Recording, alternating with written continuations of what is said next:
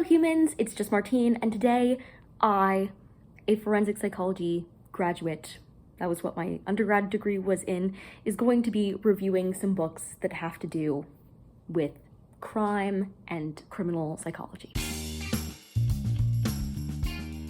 This year, I graduated with my undergraduate degree in forensic psychology, and now I'm a grad student in a legal psychology program, so all around the justice system and stuff. So I read some books that involved crime and things, and I gave you my thoughts on them from like a psychological perspective and also a legal system perspective, criminal justice perspective. So I hope you enjoy. First up, we have The Framingham Fiend by Gregory Harris. This book is like kind of a spoof of a Sherlock Holmes book, so it's like set around that time, but it's about this detective named Colin Pendragon. And this is just a random one in the series that I picked up from the Dollar Tree because I figure you can probably read them in any order, and you know, I was pretty much correct. I'm giving this a 3.5. For execution, I would probably give it just a 3 or so, maybe even lower, but I enjoyed my time reading this pretty significantly, so I'm giving it the 3.5. There were a couple things of interesting note from a forensic psychology perspective. The first is how the characters in this were looking at the idea of sanity and or madness, particularly for the time period, because it has changed a lot since the time that this is supposedly set in. They were like, yeah, I think this serial killer is mad, as in like crazy, and needs to be put in an asylum and blah blah blah blah blah. It's interesting because nowadays, and particularly in America, like this also takes place in the UK, we have these two standards. The one is for competency, so you're competent for trial and for all your proceedings, and the second is then the insanity defense. Insanity, which is what I'm pretty sure they were talking about when they were talking about madness, is specifically referring to the mental state at the time that the crime was committed. It's interesting to see how that idea has evolved over time and the way that these characters didn't seem to have a real legal definition of the terms that they were talking about. I also felt like they were misusing that term. So particularly when we're talking about insanity, we're usually not going to be talking about a serial killer, right? The insanity defense typically doesn't work for serial killers because serial killers often have to be very methodical in order to go on killing many people before they get caught. They're very aware of what they're doing at the time of the crime, and more than that, they're aware that it's wrong and that they shouldn't be doing it. Otherwise, they do nothing to disguise the fact that they're doing it, right? And that's one of the hallmarks of the insanity defense. So when they were stating that like the killer in this was mad, I was like, I don't think so. It was also interesting because at one point they said that a man was hysterical, which is historically, from what I understand, inaccurate, because the idea of hysterics is entirely a feminine idea. There is a history, and it's at the very beginning of Freud's work, when women were defined to be hysterical, and that literally was thought to mean that their womb was wandering, like moving around their body and causing them to be crazy. So for a man to be labeled as hysterical was just kind of weird. Like, it was glaring enough for me to be like, wait a second, what? So I don't know, it could be that men were labeled hysterical at the time too, but from my knowledge, it was a purely female like diagnosis. I did end up guessing who the killer was. I think that was the main difference between this and an actual Sherlock type book, is because in a Sherlock Holmes book, they really don't give you enough information to have solved the mystery, I feel like, because Sherlock is supposed to know more than everyone. So Sherlock will reach a moment where he figures out the conclusion and he'll be like, I have the conclusion, and then he'll gather everyone for a big reveal. And Colin Pendragon did that in this too. The only difference is that when Sherlock Holmes says that in a book, you don't actually have the information needed to say, oh, this is the thing that caused him to think that.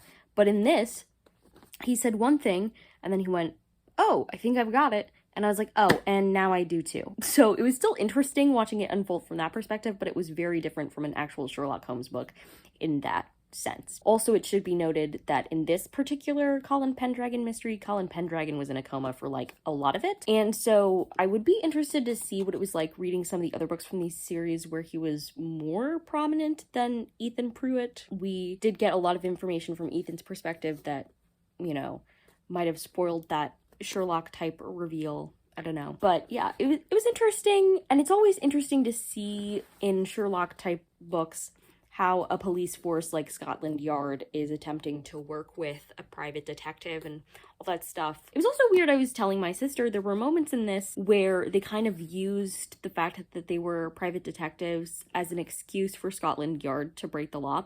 So like the inspector from Scotland Yard would be like, well, I can't interrogate him. I literally have no means to. Like, we don't have the proof or the reasonable suspicion that we need, the probable cause, all that stuff. We don't have that to actually interrogate this person.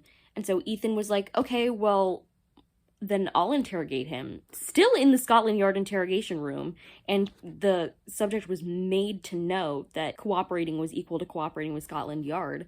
And I was like, so that's still technically an interrogation that's happening under Scotland Yard's jurisdiction. Just because you did it doesn't mean like it's not illegal, and the inspector knows that you did it and that it was illegal, but you didn't get in trouble for it, which is very confusing, because usually if a private detective does something that's above the law, they're not going to be telling an actual detective about it. Like, that's weird. So there were just several instances like that had me a little weirded out. But yeah, overall, lots of interesting things to think about in here, and an interesting start to this vlog. The next book I picked for this forensic psych challenge is Find Her by Lisa Gardner. I actually got this off a free shelf in my psych building in undergrad, so you know it's gonna be good. I specifically picked this because it involves a victim specialist or a victim advocate. I studied victim advocacy in some of my classes in undergraduate, so I wanted to see my thoughts on this. I thought the author did a really great job with everything. There were some very creative things, and she talked about it in her acknowledgements and author's notes, all the people that helped her. So I was very pleased with that. It was interesting. One of the victim specialists got their master's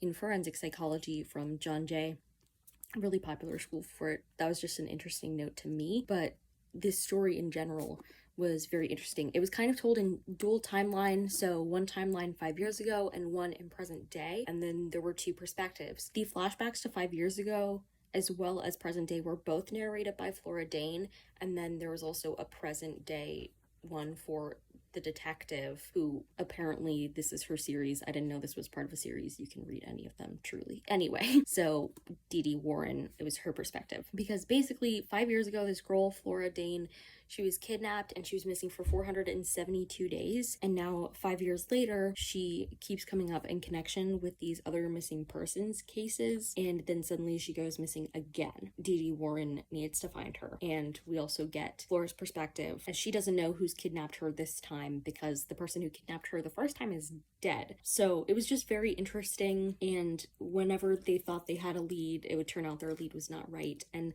so I just felt like it was really well done and a very enjoyable read. I felt like I was more invested once Flora got kidnapped the second time. Like in the beginning, you see her before she gets kidnapped again, and that was still interesting from like a psychological perspective, but I definitely felt like the story picked up as soon as Flora went missing again. But I gave this 4 stars and had a good time with it. Right, let's talk about Collusion by Stuart Neville. I'm giving this 2 stars. I really didn't enjoy it, mainly because I really didn't understand it. At the end of the day, this is a story about a dad who has no contact with his daughter. Suddenly his daughter happens to be the person who's in trouble. So then he's like taking down all these bad guys, and it's really weird because they're like bad guys that are after each other, and there's corruption happening. It's the name Collusion in like the police department. Since it involves a detective inspector, that's why I planned to include it for this particular vlog. Not much stood out to me from the point of like forensic or legal psychology in this, aside from this one page that I'll talk about in a second. I don't want to talk about this much, so we're not going to. The one page that I wanted to talk about is about interrogation and how before they used to use torture and now they don't, but this cops is like, I never viewed it as torture, like I viewed it as vigorous interrogation. I don't know anything about the criminal justice system in Ireland. I don't even know if it's like similar to the UK or what. Like I don't know anything about it. It's interesting that this came up this week because in my interrogation class, we're specifically learning about interrogation around the world. I don't think Ireland is on our list because we can only cover so much, but it just struck me. And we talked about the 3rd degree last week. So that was interesting. And also this character was saying, it's not the main character saying this, although one could argue there was not really a main character of this. There were like three main characters. There were so many perspectives in here dealing with so many things. Anyway, but the person who's doing the interrogation in this, he was like, and I'm a Christian, and guess what? This like vigorous interrogation never once conflicted with my beliefs. I mean, I just thought that was interesting, and I just wanted to sit with that for a second because that is some type of statement. But yeah, other than that, there was like not much of interest in here, so oh well, it's done now. My last book for this was Red Means Run by Brad Smith. And I actually had a good time reading this, in spite of the fact that it's yet another book with horses featured in it that has ended up on the list of books I've read this year. Why is that list at least 4 books long? What is happening to me? Anyway, so I gave this 4 stars. This is about a guy named Virgil Kane, and he's accused of murdering the lawyer who got the murderer of his wife acquitted. And we follow him from there. And this is very interesting because I think it really highlights how there can sometimes be a division between police procedures and justice, even though police are part of the justice system. So I think that was really interesting. Like, we knew the whole time that this main character was innocent, but the police showed up with some really circumstantial evidence and arrested him. And it was also interesting to see that the other police officer involved in the story was like, why the heck did that police officer do that? And so she felt really conflicted. She was like, we should be looking for other evidence, but I feel like other people aren't.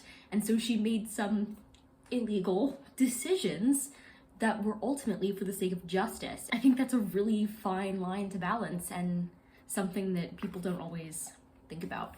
It is common for police officers or investigators in these types of books to absolutely break the law, but I think this one did a better job of highlighting doing so for the sake of justice, which is not always as frequently done, because usually when people do that in books, it's because the police officer was like, I don't have the time to get a warrant. Like, I don't want to, basically. And this one was like, the way we're doing things now is not working. Actual police work led to finding the guilty party. Crazy. But yeah, overall, this was a really fun time. It also highlighted some different topics that I've been studying in my classes. Like when he went in for the initial interrogation, some of the things that happened reminded me of my interrogation class.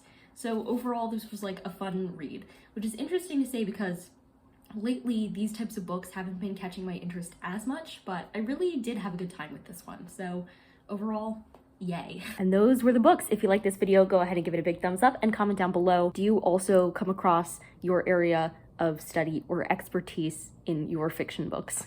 And subscribe for more reading, writing, and college lifestyle content. And until next time, bye humans, bye!